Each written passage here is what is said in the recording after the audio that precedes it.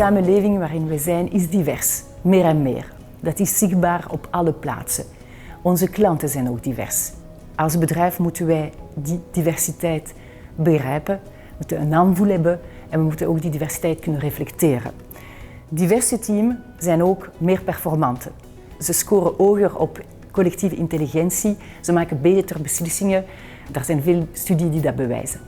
We hebben een bredere kijk, we zijn sterker en zo draagt dat bij aan de business die we hebben door betere product, betere contact, betere communicatie in het algemeen. Bedrijven hebben een cruciale rol te nemen op vlak van ESG. De maatschappelijke verantwoordelijkheid van bedrijven is gigantisch. De uitdagingen zijn gigantisch. Bedrijven die geleid zijn door diverse teams zijn volgens mij beter geplaatst om aan deze uitdaging een antwoord te bieden.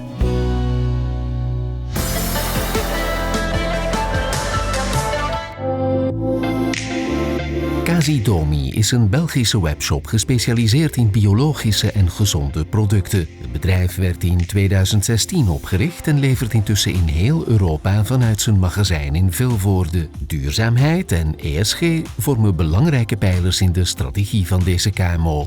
On veut avoir un impact positif sur la société générale dans laquelle on vit. On est labellisé Bicorp notamment, et ça se base sur de gros engagements sociétaux et aussi environnementaux. On veut créer un monde de demain qui est plus inclusif, où vraiment chacun a une bonne place. Et donc pour ça, dans la sélection, dans le recrutement, dans la formation, on travaille sur plus d'inclusion, plus de diversité, afin d'avoir l'impact positif sur le monde qui nous entoure. Diversiteit onder het personeel is dus een doelstelling. Zo telt het bedrijf bijvoorbeeld evenveel mannen als vrouwen. Het kiest er ook bewust voor om kansen te geven aan mensen met weinig of geen ervaring. La plupart des personnes qui commencent ici sont des personnes qui ont un contrat d'insertion professionnelle avec une formation. Ça, c'est vraiment ce qu'on va rechercher autant que possible, tant dans la partie entrepôt que dans la partie bureau. Pour aller un petit peu plus loin, on a aussi par exemple accueilli un réfugié dans l'équipe IT, dans l'équipe de développeurs, et donc on a fait tout le suivi pour que, grâce au job chez Casidomi, il puisse arriver en Belgique. In het magazijn werken een tiental verschillende nationaliteiten. De begeleiders houden de vinger aan de pols om culturele verschillen te overbruggen, zodat iedereen zich gerespecteerd voelt. Je pense que la clé pour que chacun se sente bien inclus dans la société, c'est d'être très ouvert, de faire attention surtout aux différentes personnes, aux différentes nationalités, et de un petit peu comprendre leur centre d'intérêt et les choses qui sont importantes pour ces personnes. Ça nous permet d'éviter de négliger certains aspects qui vont beaucoup compter pour certains collaborateurs, et ça leur permet aussi d'être à l'aise, de vivre leur vie, de s'exprimer et de vraiment se sentir comme chez eux ici.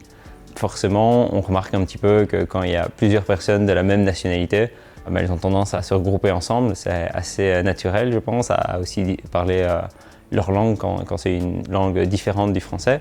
On leur demande par contre à tous d'avoir un bon niveau de français. C'est nécessaire pour nous afin que l'équipe fonctionne bien, que tout le monde communique bien.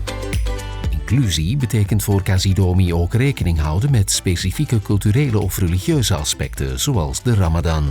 Lors du Ramadan, on adapte les horaires pour les personnes qui suivent le Ramadan. On met aussi une salle de repos spécifique à disposition si elles veulent.